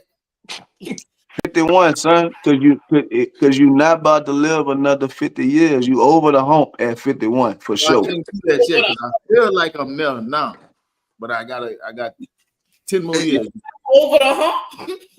Yeah, like if you at 51, you like, come on, what's the odds of you living another 51 years? Like you 40, you might make it to 80. And you 50, you ain't making it to 100. That's why they say 5150. 5150. So look, so I feel like we're having a conversation about us receiving critique, but I think the conversation is more geared towards people who look at everyone as a potential hater, and anyone who gives them critique, especially, they are a hater. So it's kind of like, what's wrong with them? Like, yeah. what type of person wakes up in the morning and feels like, you know what? These bitches just don't like me. Like, what's going on in your life that you feel that you're obligated to be hated on? I don't know, bro. I think like the question that y'all started with is like, if you don't have haters, you ain't popping. I think people associate someone who's doing good with haters. Ergo, in my head, I'm doing good, so I must have haters. I don't think that's true. I don't think that's true either. You know what? I just decided tomorrow critique Fridays. I'm critiquing all my friends tomorrow. Gonna be the number one hater around this bitch. Tomorrow critique Friday, bro. Fuck that. Critique Fridays. I'm critiquing everybody tomorrow. They don't even have a nice ring to it. Right. I know, huh? Now you sound like a hater. Right. I don't know, bro. Like to wake up and just be like, man, look, everybody hating on me. Anybody that got anything to say about, opposing to how I feel, they just hate. I don't know. I can't really I don't know, bro. I never felt like that. So I don't know. I don't know what they going through. But what they saying is true? Is it still hate? Just waking up in the whole world against you and the whole world hating on you, though. Like, yeah, what the fuck what you saying? But what if people telling you stuff that's true? Is that still hate? I don't know. I think you have to be a little delusional to see your dreams through. So even if what somebody's telling you is true on the surface, like I think you got to go beyond that. Like perfect example is, if you hear the story of Kanye West and how he got signed versus a Khaki. I feel like Khaki is the best entertainer in Homer. I agree. Right. So anybody that says anything negative about Khaki, to him, man, y'all some haters.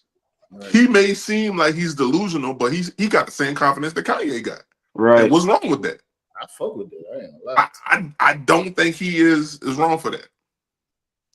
So I mean, who's to say? But I kind of feel like this conversation around like if you're doing anything good, then you have haters, or you must be doing something right if you got haters. I just feel like, man, anybody can have a hater, but are you going to respond to that type of energy?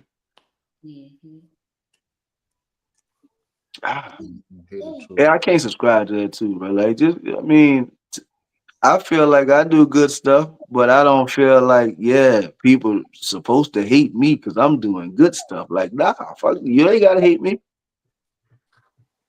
Like, I don't know. I can't really understand that, dog, for real.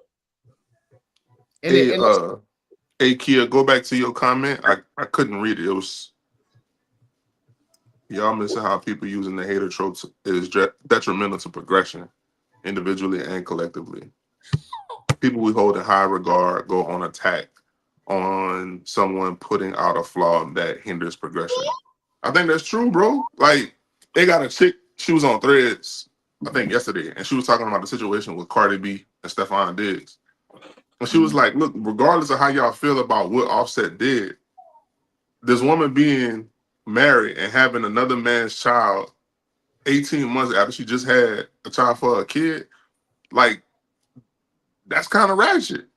And they tore her ass up in the comments like, you a hater, you need to stay out of them people's business, blase, blase. And she was saying that if Cardi was broke, we would not have the same opinion about it. Like, we wouldn't be talking about minding our business. But y'all feel like since y'all will never make that amount of money, I shouldn't have an opinion or like point out the flaw in what's going on in her life. And it's like, she kind of got the point.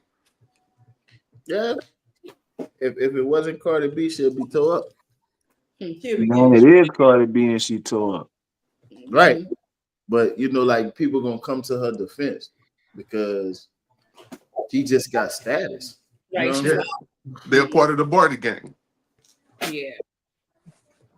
Yeah, I feel like, people, I think Kia had brought something up earlier about like idolization and like people don't, if you idolize something or someone, an artist or whatever, like you don't hold them to that standard of hate. Like anything they do kind of gets all right, I'm gonna just turn my head to it because they have status. And I feel like, nah, right is right and wrong is wrong, no matter how rich you are or what you do. Right is right and wrong is wrong. Because Larry June could do something wrong. I'm gonna be like, Larry June, you was wrong for that. You still my boy. But a lot of people don't think like that. Like, all that shit was said about Diddy or whatever. If it's true or not, some of the shit went on. I mean, people wasn't saying nothing because of his status. But like me as a stand-up guy, I probably would have never been in them rooms because I'm not fucking with that at all. You do some weird shit, I'm not fucking with that. Man, I think I overbrewed my tea. My shit bitter. Sure, you've been a ghost dad tonight. You didn't been a T dad. You've been going through it all. Hard out here for a dad, man. You never talked Yeah, Um, Popo. Yeah. Same thing Same about thing on me. me, but this is- What the- It's sad that the boxing champion reads on the third grade level. Then the fans said he got money though. Hey, look, yeah. if I could only read on a third grade level, it's good for me to be able to beat everybody up. That's a good reason to drop out of school. Yeah, But I mean, look, I don't know if that man can read on a third grade level or not. Um, all I do know is these people that seem to tap into their God-given ability from seeming later age of conception to then, like they still find a way to be successful. Like I don't knock that. that nigga wasn't meant to be a reader. He was meant to beat people up. Do y'all He think should learn how to read though. He should. I'll give y'all one. I think, and this may be me hating, but I think racism is to white people what street culture is to black people. I got to think about that. Kia said he need to read and comprehend contracts for himself, though.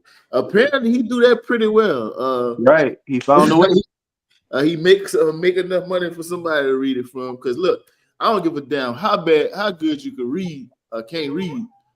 You don't understand no fucking contract when you read that shit. You need a lawyer anyway, huh? You need a lawyer to read that shit.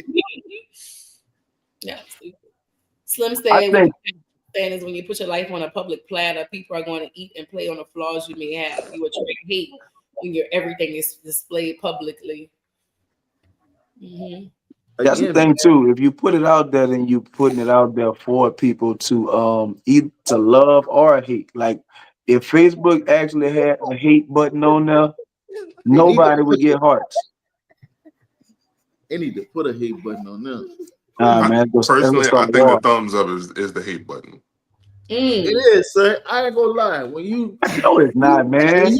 Son, when you put a thumbs up on the picture that everybody hearted, you a no, man. I think you feeling like that person hating on you. That was people say, son. No, son, that's not hating. Maybe they ain't have time. Maybe they just liked it a little bit. And look, it's the same way. It's the same way I was just talking about the black and white. To black people, it's a like. To white people, if they laugh at a status that's serious, they're a hater. There's a hater. They need a hater button. Look, a middle finger. Man, you know how many middle fingers supposed to have? 3,000 middle fingers. No, somebody. Hey, look, bro. If maybe they just ain't love it. I could like it. How I'm hating if I like it. It'll be so much smoke, son, that they put a hate button on Facebook. It's already smoke. If they had a hate button, son, it'd be over with. Yeah. Look, Amanda said it. She's talking about, wait, Neek said that one day, and now I just love everybody post if I see it. You got to. That's the default. But do you really love it? Yeah, so you lying. That's what I'm saying. I can't. I like it a little bit. Look, I like this picture a little bit. No, because if you like it, you're a hater. So, in order to avoid that, if I can't love your post, I'm just not going to do nothing. So I'm a hater if I like it, but if I do nothing, I'm not a hater. Hey, just listen. All right, Sam, listen at this. All right, you see a post of a picture. Because somebody if you post. react to it at all, then it's like you didn't even see it, you know. But they didn't see it. You imagining that they didn't see it. Look, just listen. You see a picture. Somebody post. It got 363 hearts on it. Okay. It ain't got no other reactions. You don't. Okay. You feel like I like the colors, just like it. All right. So I'm gonna be honest. I don't look at how many hearts you got compared to ha-has. If I see a picture and I like it, I'm gonna hit like. If I see a picture and I love it, because I do have a, an artistic, eye, I heart it. Like if I really don't like it, I ain't gonna put nothing. I don't see how putting nothing makes me less Putting a like makes me more of a hater. Should put that fucking than putting nothing. It's harder, boy. They need a button. Like y'all do that. Like y'all look and see, be like, oh, this nigga got all hearts on this picture. I don't really. If I don't feel that instant reaction to heart it, I just skip it. So you need to take the like button. So you need to take the like button off then. Me too. Y'all know For what me personally, I only like stuff to show people that I'm acknowledging that I saw it.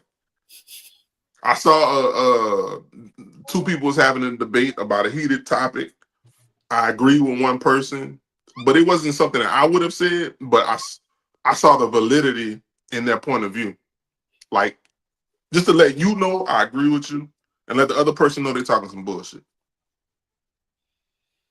I think the worst thing when it comes down to reactions is when it's like a post that's real serious, or somebody died, or you want to put the care and you actually put the ha and you got to hurry up and be like, oh no. I be doing that. Because look, this is the thing. Like somebody'll be like, they people died and people are like the status. Right. That's confusing, right? No, what Kanika said, I can overlook the like. Hating is 456,677 views and 20 reactions. Right. I guess, man. I guess they got so many, but I don't know, man. It's rules to this shit, apparently, bro. I just be scrolling and ha-haing and heart. Hey, bro, it's rules and it's etiquette. I asked y'all that when we first started the podcast. I was like, look, I was in the house when all this internet dating and all these internet rules came out between men and women. I was like, look, I was in the house. I ain't know nothing about this shit. So now I see that it got rules and etiquette. So now that since I've been in the wild for 2 years or 3 years, in a while. Wow. I have learned that all of this stuff has nuance. There's a lot of nuance that goes into it. And it's not just between you and the poster if you like something. It's also the people that see the post. I ain't got time for all that shit. Right. It's so political. If Kia take a picture and I genuinely like the picture, I'ma love that picture. I don't give a fuck who it is. But to some people that might mean something because I like some person's picture. Yeah, I've noticed that I've noticed that the pictures I've been posting, like all the women, they love it. But the men, a lot of the men, they just like it. Because I feel like if they love it, then ladies will get mad.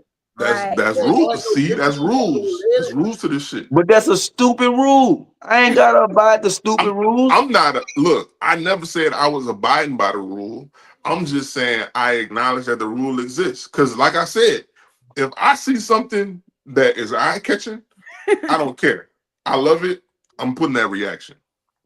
But you don't really love it. You lying. No.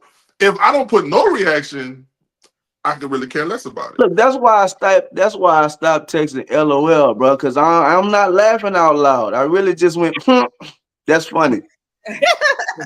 You two did that? That's funny, man. I ain't laugh out loud. Nigga never LMAO. Hey, right, Kanika is cooking tonight. Hidden rules lead to a lot of unnecessary resentment. That's why we all think we got haters. Right.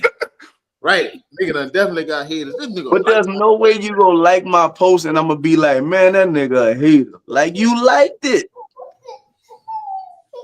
I think I really no. In my head, I don't think you're a hater. I think you are a psychopath. Why? I think you're a serial killer. Like this post that I made it moves people. It touched them. And Sam like it. Yeah, that nigga, he'll slice somebody, throw in their sleep. You don't care. What if it ain't moved me the same way? What if it moved me a little bit to the left? Right. Hey, look, bro. I had a Facebook for 20 years, son. The like button was the only thing on there. Right. Like that's good. That always been good. Remember you could talk about Sam is me. You sticking to what you know, Sam. You sticking to man. Like I liked it a little bit, bro. I ain't gotta love that shit. RJ Put said, put that middle finger button on there for me. They said a bit of fake, but There's a lot of status I see and be like, and keep fucking strolling. hey, bro. That's gonna Nah, cause a lot I'm of not gonna lie, bro. controversy. Sometimes it does warrant, some hater tendencies. Like if I see somebody talking about some stupid stuff, I will call you a dumbass bitch and just scroll. But see, you need to put that in the comments. No, Fuck indeed. no. Hey, look, now you're going out your way. That's going out the Doing way. too Yeah, now you're going out your way when you start to comment. That what you think? My But biggest you pet could think that peeve to yourself. is That Right. came from the creator when I saw that. Man, Hey, man, thoughts stay Between inside you. your head. Once you Yeah, no, start right. talking, man. it's not thinking no more. The biggest haters be people who disagree with a status and they share the status and put their opinion on top of the status. right. Like, why you That shit shared it? is Like lame. That shit that, dumb. Like, you Oh, should and do then they shit. say, but I'm gonna mind my business though. exactly. business though. You a hater. A reaction is acknowledgement, though. I like that. Fucking right. My reaction is acknowledgement though. That's right, Kanika. And look, as long as we're not talking about reactions as validation, I Right. post some shit so I can see it next year and see how stupid I was in 2024. Right. I'm not posting to get your validation that I'm right or wrong. So I'll take the acknowledgement, but a lot of people do that stuff for validation, and that's the stuff I really don't agree with. Yeah, I'm just not in that space. Trey, you look like I know Trey fool. Right. I ain't gonna lie. That nigga look like he lying.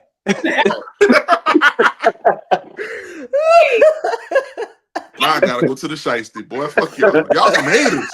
Put the man Y'all back some on. haters, son. Somebody take a screenshot of it because I won't see it. I did it too. That look like a Tinder picture. Oh, what it is. Oh, lying ass. Oh, Yeah, it lying look ass. Gonna fumble tonight. Yeah. Nah, man, but nigga getting into a whole social media etiquette class, man. Because, man, we be looking at all that shit as, somebody hating on me. Son. That's where it come from, because you don't even see these people every day. Exactly. I don't even know 5,000 people, son. Son, I don't even love you. Like, that's what it really comes down to. Like, man, son, I liked it. That mean it was good, right? Hey, Cam cooking. Cam Imagine Facebook ain't have no reactions. People got to comment what they really feel. That would have people assume. You don't have to. That's the thing. You don't have to. Or not. Listen, you don't gotta comment. See, I don't partake in social media that way. I hope it ain't weird, but you know what I'm saying? Like, I can't comment and I gotta know you.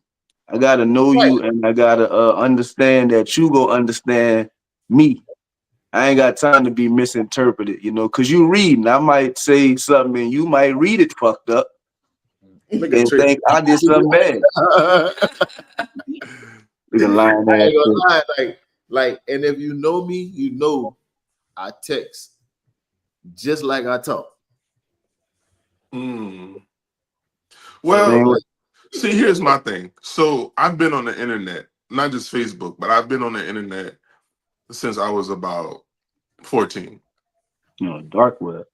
So I remember a time when you would just go on the internet and talk to strangers about things you were interested in or you weren't interested in, or you would bond over shit you didn't like.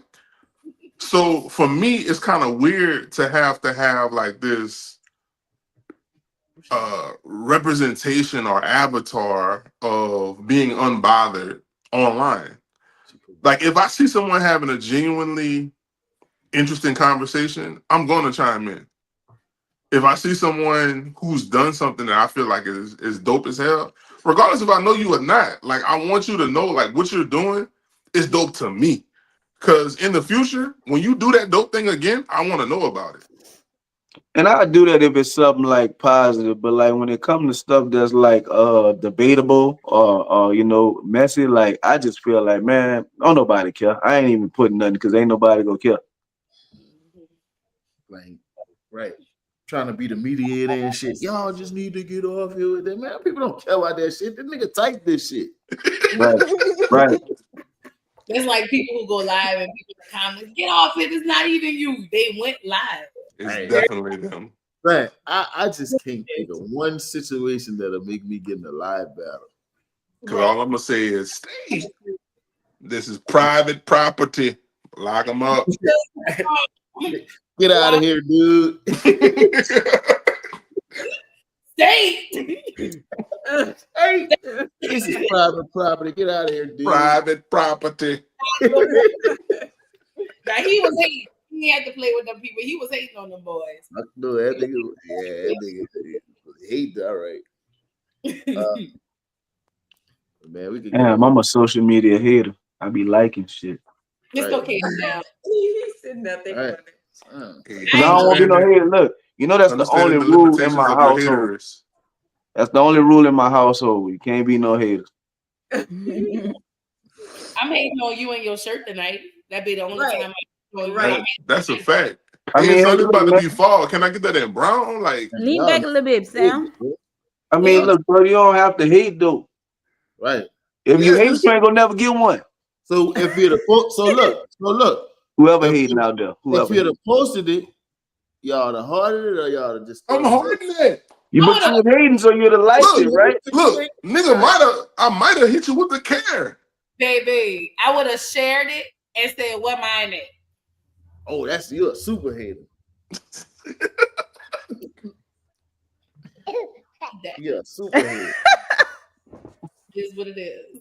Right. That's good hate though. I posted that picture of Q. I ain't giving out no bad juju, no bad energy. It's all good heat. It's cold. That's a tight good hate. Good hate. Pray for these haters, man. Good hate. But like I said, ultimately, I feel like to be a hater, you don't like yourself. Yeah. You know what I'm saying? That's it. Like it's just it's something within when you look in that mirror, you like, man, this person. It's a false narrative. This person got something I don't got, or it looked like they got it all, or whatever. Man, that shit don't even be like that. And we got the same 24 hours. So if you want it bad enough, you can work for it. And we be going through the same amount of stress and everything. You just handle it well. Handle mine. So basically, I look like I handled it well. I ain't even saying I handled it well. For real, huh? That's it. Basically, if you hating is in you, it ain't on you. So a hater is a hater. You know him when you see him. Well, if you know him when you see him, then it's on him too. You could tell. No, you know it because the energy, like you've been around them, like that's a hater. Like the assistant pimps. That's the problem. They can never keep it P. Like as how y'all could tell a hater? Like if y'all feel like y'all ever been in the presence of somebody that was hating on y'all? They give you this weird look, like they just, I don't know, you could feel it, like they looking at y'all. I don't know, it's weird. It's weird. They looking at you but not saying nothing to you. It's just weird. You just there, like you. I don't know. And when I look at you, you turn your head. That might be for women. As a man, you could always tell a hater in his handshake. Yep. Would it don't be tight? That shit just changed. It's not consistent. It's like at a certain point, y'all might have been cool or shit might have been straight, do dap you up. At a certain point, that bitch just changes all. You done fuck around, miss this old hand. Look, listen. About this, if a dude on the level, the handshake lock. Yeah. Right. If that bitch off just a little bit, I'm already knowing, son. Yeah, Sonny, don't give me no tip, man. What the fuck you gotta give me a fingertip shit? What the fuck? Look, you ever like as a woman, you ever like play dap somebody up and that bitch just connect and it's just like make the perfect sound? Yeah. Niggas who got the same energy every single time. Yep. Yeah. Every single time. And see, I like all my people that I really fuck with when I dap them up, a hug follow that. You know what I'm saying? And I ain't saying I don't fuck with you if I don't hug you, but some niggas daps be a little weird. Now COVID did fuck the dap game up. Yeah, for sure. COVID fucked the dap game up, so I give some people grace. But nigga, if I've been knowing you and you give me this old tip shit, man, you could have kept that old clam ass shit. This shit is hating shit. The other part of it, I'll tell y'all a story. When we was at Juice Fest, I walked off the stage and I was going across the street. And I walked through a group of people that I see at every event, every like club, all of our stuff. Don't tell me they got quiet. No, like it wasn't even about me. It was just the way the energy changed when I walked through their group. I was like, damn, it got heavy. And I was like, y'all take this everywhere y'all go? I understand now why y'all are spectators. Like all of your stories, all of the content that y'all post is about spectating. Like you're not even enjoying being at Juice Fest. It's more about, oh, I don't like her pants. I don't like her hair. I don't like this. I don't like that. Like you could feel that as you walk through their little group. And I was like, I couldn't be around people like this. Yeah, like I definitely experienced like people hating on others. Like I say, if people hating on me, I don't really feel it. But I've been around people that's just hating on other people, and I can't really be around that either. It's just like, dog, like you hating right now. I just gotta dip. I gotta move around. Yeah, I don't Drink like some tea, sir. That's all they need, some tea. What kind of tea that is? look like Turmeric and ashwagandha. that Rhonda knocked you out though. That's why I'm drinking it at 9 o'clock. Wow. But we could go all night on here, man. Y'all want to get to the church announcements? Announcements with the one and only Colt on the go.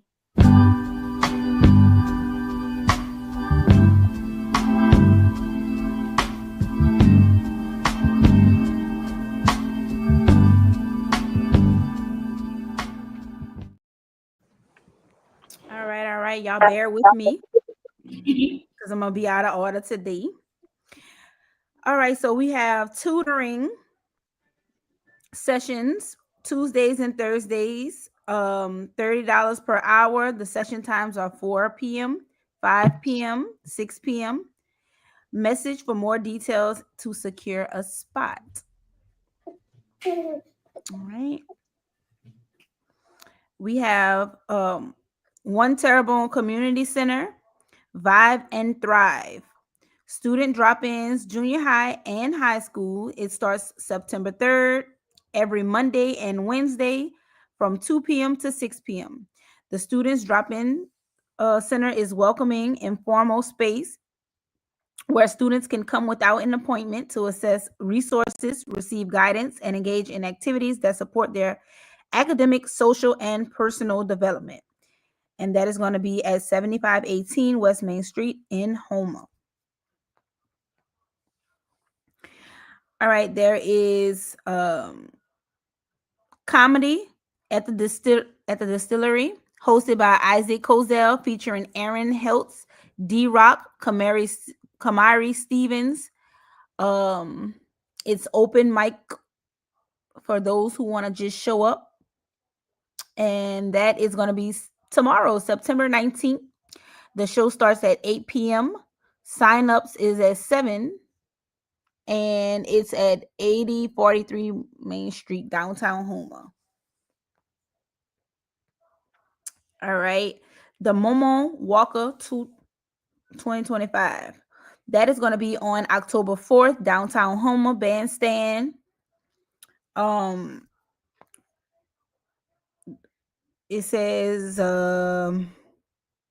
it's going to have, I don't know if it's NONC new and the wild. New. Okay, Nonk new. That's going to be before the walk, and then Dirty Water Blues is going to be after the walk. So the Maman Walker pub crawl will begin from the bandstand, starting with the best dressed Maman and Papa contest at noon. And that's going to be on the 4th of October. All right. All right. A table of grace luncheon. That's going to be Saturday, October 4th. Same day. It's going to be at Ember Kitchen, and cocktail patio, and that is 314 Belanger Street. Is going to start at 11 a.m. to 1 p.m. Tickets are available July 1st.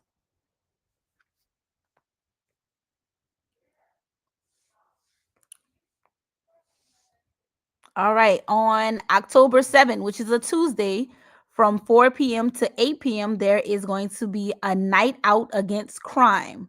That's going to be in Thibodeau, Midland Community Housing Authority office. It's going to have DJ Juice there, MC Leg, DJ Price, and y'all, who that is? The Trip Out Live, Man. the Trip Out Man, live in concert. That's teasing. He really was Teasing. the Trip Out Man. I'm sorry, I'm a little old. I don't know. Treasy. All right, Sisters of Strength and Knowledge. They are having their third annual 3K breast cancer walk on Saturday, October 11th. That's going to be from 8 a.m. to 11 a.m. That's going to be at 4374 LA 311 Homer. Contact Sheena Henry to register on Eventbrite. Homer Pumpkin Patch on weekends, October 18th and 19th, and October 25th and 26th from 11 a.m. to 6 p.m. It's going to be at the Living Word Church on 311, and all profits go to the mission. The Bayou 1v1 tournament, that is going to be October 25th. There's going to be cash prizes. So come out and support.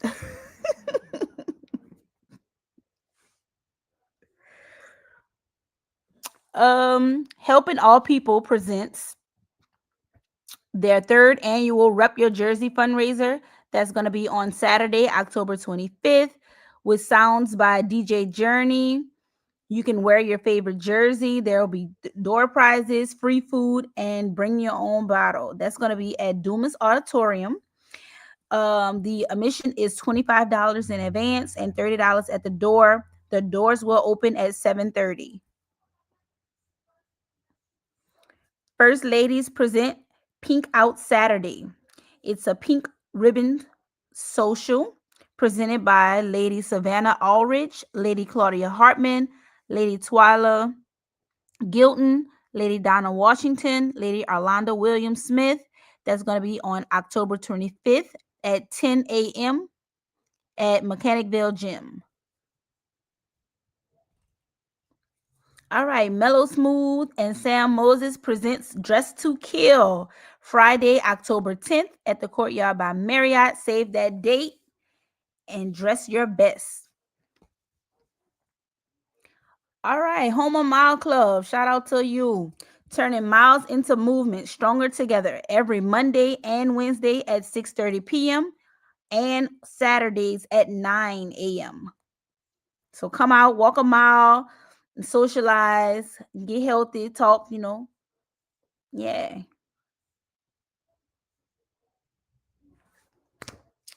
That includes our announcements for this evening.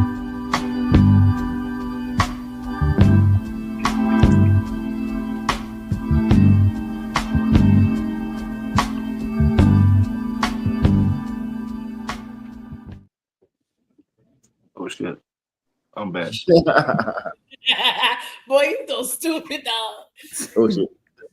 I threw up that one finger since we in church. Right. That sound like that music that start when they let that person that can't really sing. Yeah, that solo they made up in the car. Oh Lord. They don't let him sing. Episode, bro. We talked about a lot of good points. If you a hater, I bet stop hating. Hey, If can you I a say hater, one thing? I just got 2 words. Okay. No. Let me just make some statements about the church announcements. So if y'all don't know, the organization Sisters Sisters in Strength and Knowledge, Sisters of Strength and Knowledge. Their event is going to be at the Bayou Country Sports Park. I believe that's because she gave the address, but I didn't know if people knew what that was. Right. And the flyer for Chaz, well, for the Thibodeau event for the Night Out Against Crime, that one seemed like it was a little blurry. I don't know if people saw what was on there, or if it was just my shit. I don't know. Right. It looked clear to me. It looked clear to me. Yeah, but that teaser T99ZY Trip out, man. Tuesday, October 7th in Midland in Thibodeau. Yeah. Okay, all right. It just don't look right on my screen for whatever reason. And if y'all never been to Comedy Night at the Distillery, it's funny as hell. Howard Cozell, who's the host, he always does his thing, always brings some great comics down. And of course, they got some strong ass drinks down at the distillery. So you definitely gonna have a good time if you go out there. I mean, you might want to walk home. You might want to walk home. And y'all be on the lookout for that lineup, that Bayou 1v1 tournament. Been getting a lot of traction on that, so y'all be on the lookout for that too. That's a fact. Is that West Homer, October 25th? If y'all don't know, we the Conveaux Club is partnering with them, so we're gonna be out there giving all types of content. Yes. Be recording the games, hitting up the fans in the stands. We gonna be doing announcements. It got a lot going on. So if you haven't tapped in, see what Vanchi got going on, man. Follow him and tap in with us, man. We're gonna be out there for sure. Shout out to Bruiser, man. Right. Shout out to him for sure. I gotta learn this man nicknames because he seemed like he got about 4 or 5 different nicknames. Bruiser. Everybody know Bruiser. Bruiser. Bruiser. I'm gonna start calling him La Bruiser. La Bruiser. Oh, you fancy. Huh? Got a lot of hype behind that shit. That's gonna be nice. That's right up my alley. I might come out of retirement. Don't go on one of y'all, boy. Man, I ain't never see you hoop. Hey. If anybody out here could look like they play basketball, is me. You got good basketball attire, huh? I've never seen you bounce a basketball. I haven't seen Trey bounce a basketball ever in my life. Hey, I never seen I'm the best basketball court walker in there. Talking about walker in her. Like if you see me walk to the gym, boy, can't nobody look better than me walking in the gym, boy. Be like, oh yeah, that nigga do something. That nigga exactly. Like, yeah, good referee. Like he fair. You know all the rules, huh? Right. I'm excited for one fire to see some dope lineup, some people that's in the community going head to head just on this court, man. It's gonna be fun. Man. Boy, when they release all of these players, I'm just saying, all y'all be talking that noise about who could do this and that, man. Get it in the field, boy. Right. I can't wait to see it. Yeah, man. It was a great episode. Y'all make sure y'all hydrated before the game. Please. Put sea salt on your tongue, okay? Sprinkle a little key lime water. It's gonna get you right. All right. One of the best basketball players I've seen used to drink beer. Oh Lord. Nah, man, but this is a dope episode, bro. I hope you're not a hater. If you're a hater, I just got 2 words. What thought about it, man? Yeah, I feel like that make me a hater. Just get yourself together, brother. All right. Or sister. Get yourself together. Right. It ain't cool to hate me. I think women hate more than men. Just my opinion. Wow. Stole off on y'all. My bad. I apologize. But y'all gotta go to God. Y'all gotta go to God. Niggas be hating.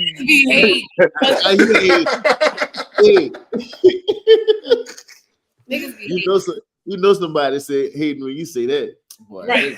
Hating, boy. Trey definitely hating for sure. Well, y'all, I am your host, Kia Hot Spitter. I'm Juke Pop. I'm Good Street Sam. My better half naturally Nick. She not here. She tending to the Conveaux. I'm Trey with the Conveaux. And we are the Conveaux Club. You know the vibes. Yo. Hey, and if you're doing fucked up shit, Don't be mad if people hate you. Right. We gonna clip that.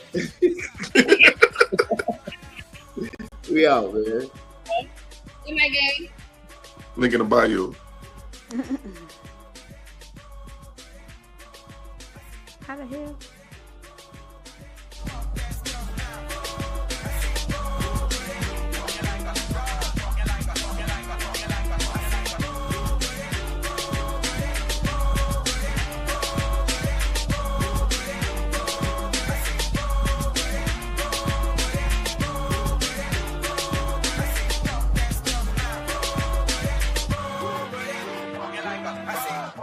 Walking like a